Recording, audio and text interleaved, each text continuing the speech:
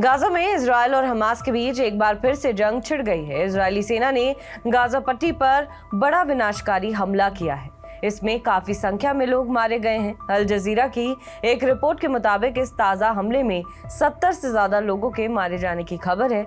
Israeli बंधकों की रिहा कराने और हमास को सत्ता से हटाने के लिए फिलिस्तीनियों को इजरायल की तरफ से आखिरी चेतावनी दी गई है। चेतावनी जारी करने के बाद इजरायल ने गाजा पर बमबारी की और अपनी जमीनी कार्रवाई भी तेज कर दी है।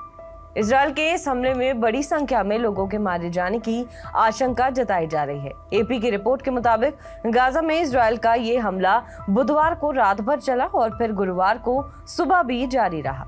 इन हवाई हमलों में बड़ी संख्या में फिलिस्तीनी मारे गए हैं। गाजा में डॉक्टरों ने गुरुवार को बताया कि दक्षिणी गाजा के खान यूनुस, रफा शहर और उत्तरी शहर बेत लाहिया में स्थित मकानों को इन हमलों के दौरान निशाना बनाया गया है। हालांकि उन्होंने मौतों की कुल संख्या अभी नहीं बताई है। 19 जनवरी को इजरायल हमास के बीच सीजफायर शुरू हुआ था, जो करीब एक हफ्ते पहले ही टूट चुका। इसके बाद से इजरायली सेना लगातार गाजा पर हमले कर रही है। 3 दिन पहले भी गाजा पर इजरायल ने भीषण हमला किया था। गाजा के स्वास्थ्य मंत्रालय के मुताबिक मंगलवार के इन भीषण हमलों में 336 लोगों की मौत हुई, जिसमें 183 बच्चे शामिल थे। इजरायल की तरफ से दावा किया जा रहा है कि प्रधानमंत्री बेंजामिन नेतन्याहू इजरायली बंधकों की रिहाई न होने की वजह से हमास से नाराज हैं। इसलिए उन्होंने अपनी सेना को फिर से हमास पर बड़े हमले करने का आदेश दिया है। युद्ध विराम टूटने के बाद इजरायली सेना ने उत्तरी और दक्षिणी गाजा में फिर से जमीनी अभियान भी शुरू कर दिया है। बुधवार को इजरायली प्रधानमंत्री बेंजामिन नेतन्याहू ने कहा कि अभी तो ये हमलों का आगाज है। हमास का पूरी तरह से खात्मा करना ही हमारा मकसद है। उन्होंने कहा कि अगर हमास इजरायली बंधकों को रिहा नहीं करता है तो इससे भी ज्यादा गंभीर नतीजे भुगतने होंगे।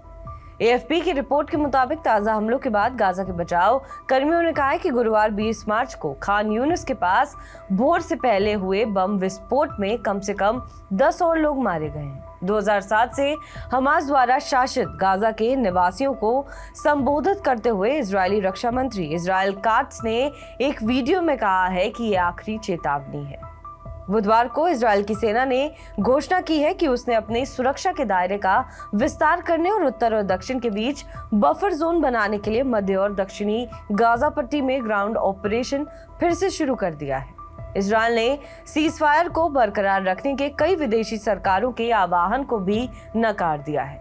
इजरायल के इस फैसले के साथ गाजा से बेहद दर्दनाक तस्वीरें आ रही हैं, जिनमें लोग अपनों के शवों को तलाशने के लिए एक बार फिर मलबों को उलट पुलट रहे हैं। एएफपी की रिपोर्ट के मुताबिक गाजा में कंक्रीट के ढेर से एक बच्चे के शव को निकालने की कोशिश कर रहे एक शख्स ने कहा कि हम अपने नंगे हाथों से खुदाई कर रहे हैं। इजरायल ने गाजा के नागरिकों से युद्ध क्षेत्र छोड़ने को कहा है। इसके बाद से छोटे बच्चों को कंधे पर लिए परिवार एक बार फिर उत्तरी गाजा से बाहर जाते दिखाई दे रहे हैं। शहर से बाहर जाने वाली सड़कों को इन लोगों ने भर दिया है। राफा में रेड क्रॉस फील्ड हॉस्पिटल के सीनियर मेडिकल ऑफिसर फ्रेडोला ने कहा कि नए सिरे से हुए हमलों ने पिछले 2 महीनों की शांति को तोड़ दिया है। उन्होंने कहा कि अब हम हवा में दहशत महसूस कर सकते हैं और हम जिनकी मदद कर रहे हैं उनके चेहरों पर दर्द और तबाही देख सकते हैं।